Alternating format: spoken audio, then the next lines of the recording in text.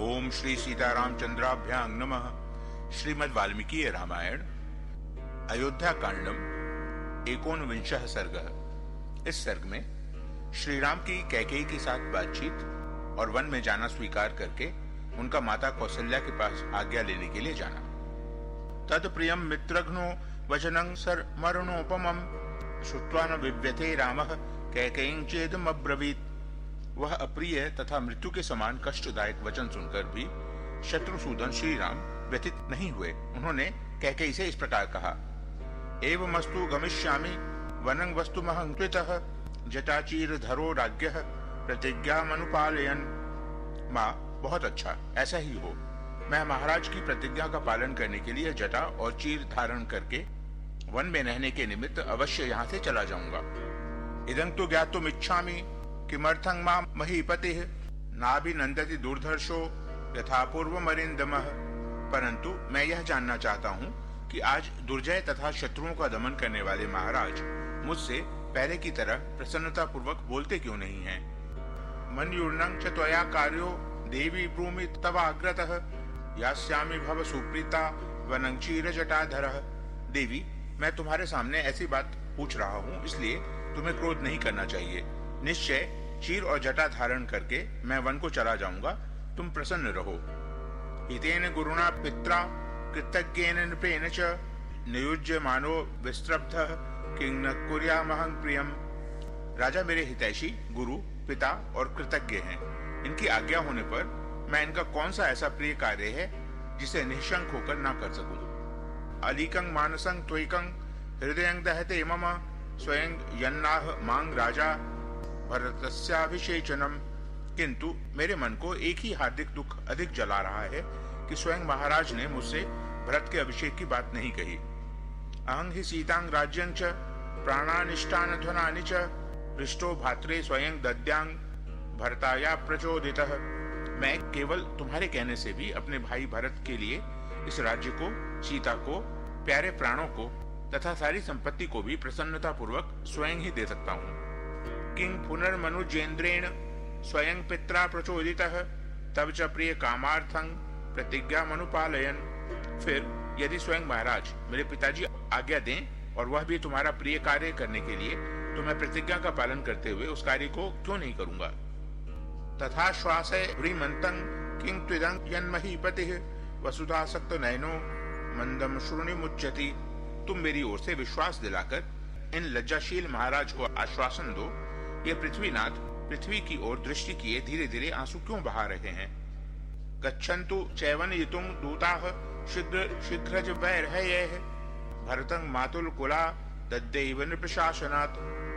आज ही महाराज की आज्ञा से दूत शीघ्रगामी घोड़ों पर सवार होकर भरत को मामा के यहाँ से बुलाने के लिए चले जाएं। दंडकारण्य मेषोहं गच्छाम्येव हि सत्वरः अविचार्य पितुर्वाक्यं समावस्तुं चतुर्दश।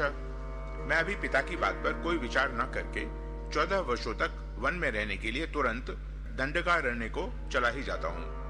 सा हृष्टा तस्य तद वाक्यं श्रुत्वा रामस्य कैकेयी प्रस्थानं श्रद्धाना सा त्वरयामास राघवम।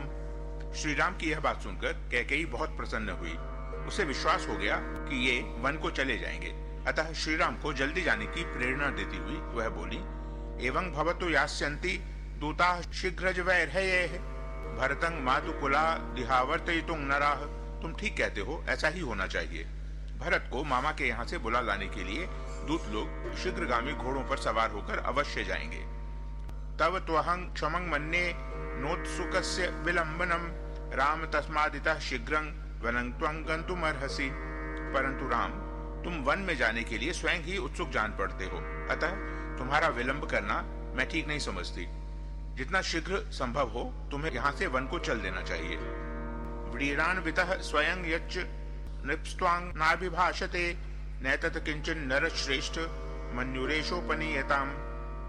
नरश्रेष्ठ, राजा लज्जित होने के कारण जो स्वयं तुमसे नहीं कहते हैं, यह कोई विचारणीय बात नहीं है। अतः इसका दुख तुम अपने मन से निकाल दो। यावत् त्वं न वनं यातः पुरा तस्मादति त्वरं पिता तावन्न ते राम स्नास्यते भोक्ष्यते पिवा।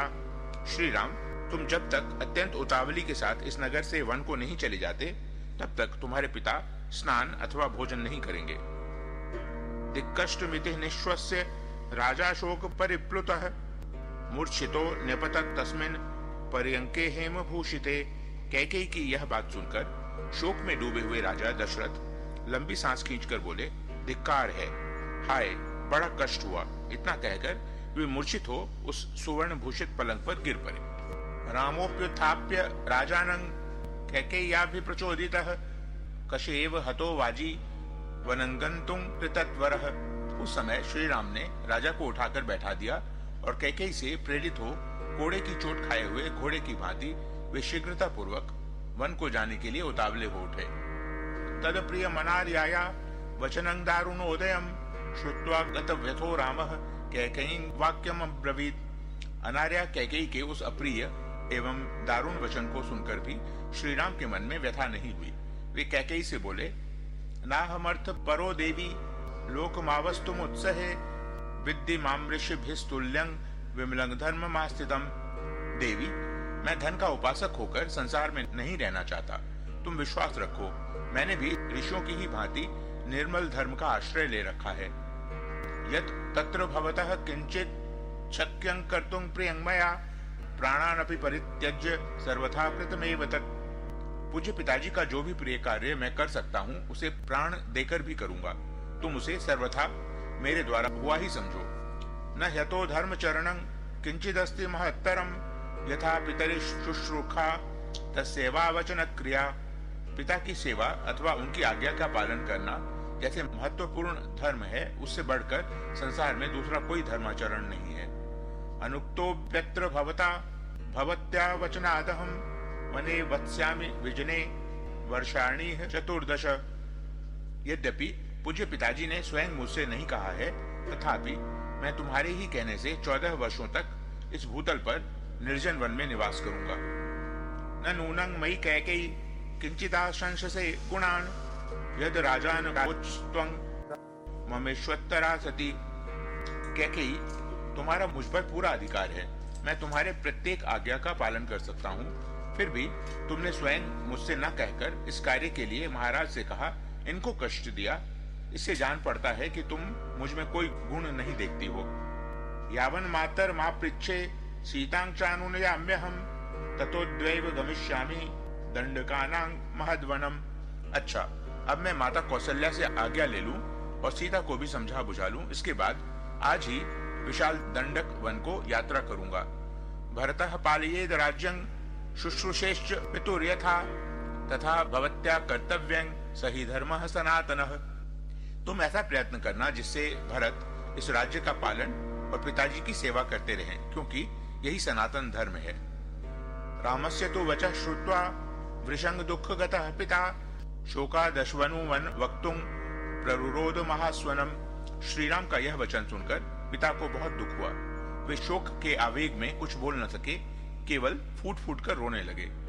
वंदित्वा चरणों राज्यो विसंज्ञस्य पितुस्तदा कैकेय्याश्चाप्य नार्याया निष्प्रपात महाद्युतिः। महातेजस्वी श्री राम उस समय अचेत पड़े हुए पिता महाराज दशरथ तथा अनार्या कैकेयी के भी चरणों में प्रणाम करके उस भवन से निकले। स रामः पितरं कृत्वा कैकेयीं च प्रदक्षिणं निष्क्रम्यान्तः पुरात् तस्मात् स्वं ददर्श सुहृज्जनम्। पिता दशरथ और माता कैकेयी की परिक्रमा करके उस अंतःपुर से बाहर निकलकर श्री राम अपने सुहृदों से मिले। तंग बाष्प परिपूर्णाक्षः पृष्ठतोऽनुजगामः लक्ष्मणः परम क्रुद्धः सुमित्रानंद वर्धनः। सुमित्रा का आनंद बढ़ाने वाले लक्ष्मण उस समय अन्याय को देखकर अत्यंत कुपित हो उठे थे, तथापि दोनों नेत्रों में आंसू भरकर वे चुपचाप श्री रामचंद्र जी के पीछे पीछे चले गए। आविशेष निकं भांडं कृत्वा रामः प्रदक्षिणं शनैर्जगाम सापेक्षो दृष्टिं तत्रा विचालयन्। श्री रामचंद्र जी के मन में अब वन जाने की आकांक्षा का उदय हो गया था, अतः अभिषेक के लिए एकत्र की हुई सामग्रियों की प्रदक्षिणा करते हुए वे धीरे धीरे आगे बढ़ गए। उनकी ओर उन्होंने दृष्टिपात नहीं किया। न चास्य महतिं लक्ष्मीं राज्यनाशोपकर्षति लोककान्तस्य कान्तत्वात् क्षितरश्मेरिव क्षयः। कांतस्य कांतत्वाच्छित्तरश्मेरिव क्षयः। श्री राम अविनाशी कांति से युक्त थे, इसलिए उस समय राज्य का न मिलना उन लोक कमनीय श्री राम की महती शोभा में कोई अंतर न डाल सका। जैसे चंद्रमा का क्षीण होना उसके सहज शोभा का अपकर्ष नहीं कर पाता। न वनं गंतु कामस्य त्वजतश्च वसुंधराम सर्वलोकातिगस्यैव लक्ष्यते चित्त विक्रिया। वे वन में जाने को उत्सुक थे और सारी पृथ्वी का राज्य छोड़ रहे थे, फिर भी उनके चित्त में सर्वलोकातीत जीवन मुक्त महात्मा की भांति कोई विकार नहीं देखा गया। प्रतिषिध्य शुभं क्षत्रं व्यजने च स्वलंकृते विसर्जयित्वा स्वजनं रथं पौरांस्तथा जनान् धारयन् मनसा दुख मिन्द्रियाणि निगृह्य च प्रविवेशात्मवान वेश्म मातुर्प्रिय शंसिवान। श्री राम ने अपने ऊपर सुंदर छत्र लगाने की मनाही कर दी। धुलाए जाने वाले सुसज्जित चंवर भी रोक दिए। वे रथ को लौटाकर स्वजनों तथा पूर्ववासी मनुष्यों को विदा करके आत्मीय जनों के दुख से होने वाले दुख को मन में ही दबाकर इंद्रियों को काबू में करके यह अप्रिय समाचार सुनाने के लिए माता कौशल्या के महल में गए। उस समय उन्होंने मन को पूर्णतः वश में कर रखा था। सर्वोप्य विजनः श्रीमान श्रीमतः सत्यवादिनः नालक्षयत रामस्य कंचिदाकार मानने। जो शोभाशाली मनुष्य सदा सत्यवादी श्रीमान राम के निकट रहा करते थे, उन्होंने भी उनके मुख पर कोई विकार नहीं देखा। उचितं च महाबाहुर न जहो हर्षमात्मवान शारदः समुदीर्णा शुश्चंद्रस्तेज इवात्मजम। मन को वश में रखने वाले महाबाहु श्री राम ने अपनी स्वाभाविक प्रसन्नता उसी तरह नहीं छोड़ी थी जैसे शरद काल का उद्दीप्त किरणों वाला चंद्रमा अपने सहज तेज का परित्याग नहीं करता। वाचा मधुरया रामः सर्व सम्मानयंजनम मातुः समीपं धर्मात्मा प्रविवेश महायशाः। महायशस्वी धर्मात्मा श्री राम मधुर वाणी से सब लोगों का सम्मान करते हुए अपनी माता के समीप गए। तं गुणैः समतां प्राप्तो भ्राता विपुल विक्रमः सौमित्रिरनु वव्राज धारयन् दुःखमात्मजम्। उस समय गुणों में श्री राम की समानता करने वाले महापराक्रमी भ्राता सुमित्रा कुमार लक्ष्मण भी अपने मानसिक दुख को मन में ही धारण किए हुए श्री राम के पीछे पीछे गए। प्रविश्य वेश्मात् भृशं मुदा युतं समीक्ष्यतां चार्थ विपत्तिमागतां न चैव रामोत्र जगाम विक्रियां सुहृज्जन स्यात्म विपत्ति शंकया। अत्यंत आनंद से भरे हुए उस भवन में प्रवेश करके लौकिक दृष्टि से अपने अभिष्ट अर्थ का विनाश हुआ देखकर भी हितैषी सुहृदों के प्राणों पर संकट आ जाने की आशंका से श्री राम ने यहाँ अपने मुख पर कोई विकार नहीं प्रकट होने दिया। इत्यार्षे श्रीमद् रामायणे वाल्मीकिये आदि काव्ये अयोध्या कांडे 19 सर्गः। इस प्रकार श्री वाल्मीकि निर्मित आश रामायण आदि काव्य के अयोध्या कांड में 19वां सर्ग पूरा हुआ। ओ